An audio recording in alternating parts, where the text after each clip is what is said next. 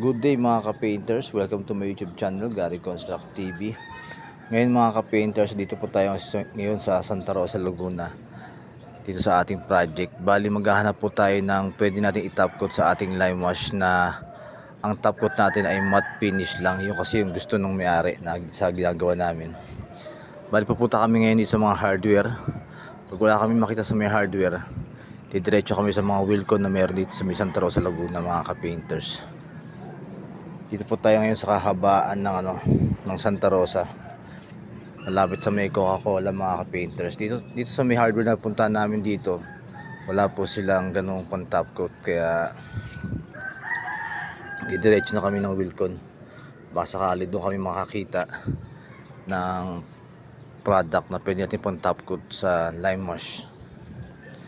Ito po yan, Santa Rosa, Laguna mga ka-painters. Shout out sa mga pintor dito sa Santa Rosa, Laguna.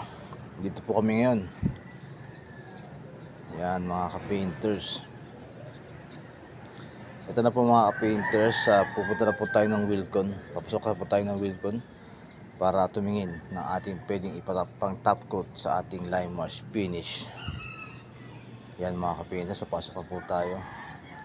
Shout out pala sa mga pintor ng Pintados, saka ng samahan ng talentadong pintor, saka sa Davis Group Paints mga ka-painters. Shout out sa inyong lahat, sa mga solid boys and painters, sa lahat ng mga pintor na lumalaban ng parehas. Shout out po sa inyo mga ka-painters. Dito po tayo ngayon sa Wilcon, Santa Rosa, Laguna. Siyempre kasama natin ang pinakamalupit sa lahat, si B-Boy. Yan, kasama natin sa project natin dito sa Santa Rosa.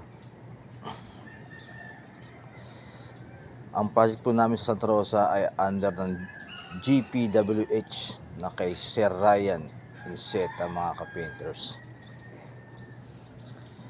Yan, shout out sa iyo ate. Dito tayo sa loob ng Wilcon mga ka-painters. Ito na po, maghahanap na po tayo ng pwede pang top coat. Pero meron na po akong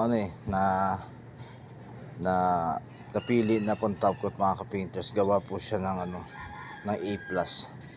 Hanapin lang natin. Kasi nakita ko sa may YouTube channel ng isang ating ka-painters na maganda raw ang A+ na pang top coat na concrete sealer. Tingnan natin mga ka-painters. Ito si Kuya, tiyatanong ko siya kung meron ba silang A+ na pwede pang top coat na matte finish. Sabi niya meron naman. Kaya tinuro niya sa amin mga ka-painters.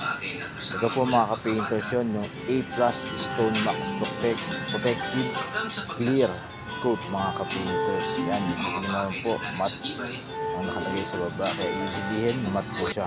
Sa wakas nakita na natin at ito po ang kanyang paglalagay. Baling nilagay ko namin ng baby roller sa meras na yan.